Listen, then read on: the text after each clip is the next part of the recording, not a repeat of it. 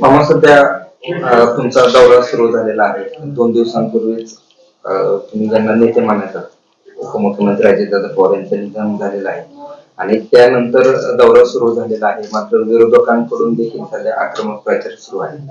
काय स्थिती? एक तर आमचे नेते आदरणीय अजितदादांचं आकस्मिक असं दुःखद निधन झालं. त्यांच्या स्मृतीला अभिवादन करतो. ही दुर्दैवी घटना एवढ्या अनपेक्षितपणे आणि अशा निवडणुकीच्या कालखंडामध्ये झाली की अख्ख्या राज्यावरती शोककळा पसरलेली होती. आणि अशा दुःखद वातावरणामध्ये ही निवडणूक सगळे आम्ही पार पाडायचा या ठिकाणी प्रयत्न करतोय. शेवटी ही निवडणूक आम्ही लढवतोय ते विकासाच्या मुद्द्यावरतीच निवडणूक लढवतोय किंवा माझी राजकारणाची पद्धत आतापर्यंतची जरी बघितली तर विकासाच्याच मुद्द्यावरती मी करमाळा तालुक्यामध्ये असेल किंवा माझ्या राजकीय जीवनाचा प्रवासच फक्त विकासाच्या मुद्द्यावरती मी केलेला आहे. विरोधक काय म्हणतात हे कधी मी पाहत नाही. माझा विकासाचा मुद्दा घेऊन मी राजकारणामध्ये कायम वाटचाल करत असतो. आजची परिस्थिती विरोधक काही म्हणतात की आम्हाला एकट्याला एकटं पाडलंय किंवा भावनिक आव्हानं करणं, ही या तालुक्यातल्या नेते मंडळींची किंवा विरोधकांची नेहमीची पद्धत होती की भावनिक आव्हानं करायची आणि निवडणुका करायच्या. आता हेच विरोधक सांगतात की मी एकटा पडलो आहे, मला सगळ्यांनी मिळून एकटं पाडलेलं आहे. आदिनाथच्या वेळेस काय परिस्थिती झाली, विधानसभेच्या वेळेस काय परिस्थिती झाली आणि त्यावेळेस काय वातावरण होतं आणि आजचं वातावरण काय आहे. हे शेवटी आज तालुक्यामधली परिस्थिती बघितली तर अजितदादांच्या माध्यमातून एवढे मोठ्या प्रमाणामध्ये मी निधी आणलेला आहे. ते कामं कुठं चालू आहेत का? डिक्सलच्या पुलाचं काम एवढं मोठं असताना सुद्धा त्या ठिकाणी बंद आहे. दहिगाव योजनेचं काम बंद आहे.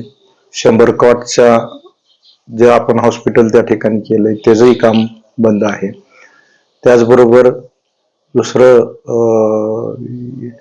प्रशासकीय इमारतीसाठी आपण त्या ठिकाणी टेंडर सुद्धा पूर्ण झालेलं आहे.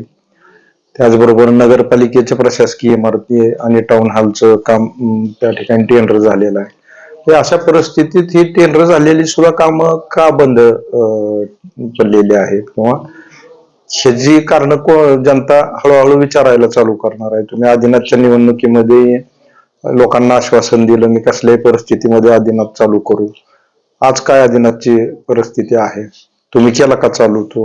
आता तुम्ही ह्या म्हणताय की पुढच्या निवडणुकीला आपण आदिनाथ सहकारी साखर कारखाना निवडणुकीनंतर आपण पुढच्या सीझनला चालू करणार आहोत. किती दिवस लोकांनी ह्या आश्वासनावरती विश्वास ठेवून तुमच्यावरती मतदान करायचं, हाही विषय याच्यामध्ये लोक नक्कीच विचार करतील. मागे आदिनाथच्या बाबतीत तुम्ही एकनाथ शिंदे साहेब मुख्यमंत्री झाल्यानंतर असंच कुठल्या तरी निवडणुकीच्या वेळेस हाच प्रकार केला आणि एकनाथ शिंदे साहेबाला आणलं, आदिनाथमध्ये कार्यक्रम केला आणि लोकांना मताच्या दृष्टीनं आश्वासनं देऊन त्याची फसवणूक केलेली आहे. आता आमदार जयवंतरावजी जगताप यांनी देखील महायुतीला म्हणजे भाजपाने राष्ट्रवादीला पाठिंबा दिलेला आहे. त्यांची देखील 2 दिवसात भूमिका स्पष्ट होईल. त्याचा फायदा होईल काय? नाही, नक्कीच. शेवटी तालुक्याच्या राजकारणाची पद्धत बघितली तर गटातटावरतीच हे राजकारण चालतं.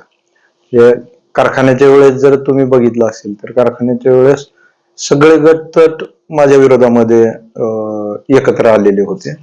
मी एकटाच ती कारखान्याची निवडणूक लढलेलो होतो. तरी सुद्धा मला जवळजवळ तिथं लोकांनी विश्वास ठेवला. 42% मतं मला कारखान्याच्या निवडणुकीमध्ये लोकांनी दिलेली होती.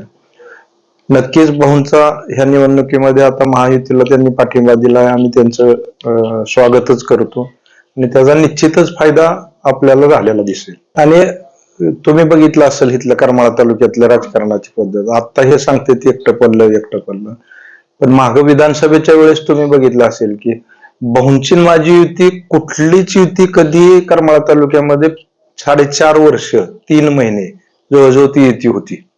कुठेही आमचे मतभेद नव्हते. पण कुणी केलं हे सगळं?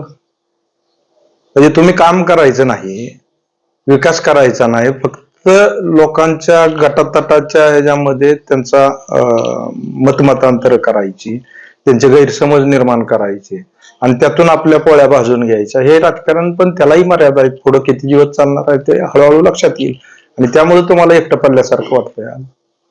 हा झाला विरोधकांचा भाग, पण प्रचाराच्या वेळेस मतदारांचा कसा पद्धतीने रिस्पॉन्स होतो? यामध्ये प्रचारामध्ये अतिशय चांगल्या पद्धतीनं म्हणजे आमच्या अपेक्षेपेक्षा सुद्धा मी सुरुवातीलाही निवडणूक लागायच्या अगोदर स्वतंत्र लढाईच्या दृष्टीनं मी गटवाईज मेळावे असतील, गणवाईज मेळावे असतील, ह्या सगळ्या प्रक्रिया मध्ये मला मी गेली 30-40 वर्ष लोकांतच फिरतोय म्हणजे सरपंच पदापासून. त्यामुळं गावात निवडणूक सुरू झाली आणि आपण ज्यावेळेस लोकांमध्ये जातो तर तिथेच आपल्याला लक्षात येतं की काय वातावरणाची परिस्थिती आहे आणि अतिशय चांगल्या पद्धतीचं वातावरण ह्या निवडणुकीमध्ये पाहायला मिळतंय.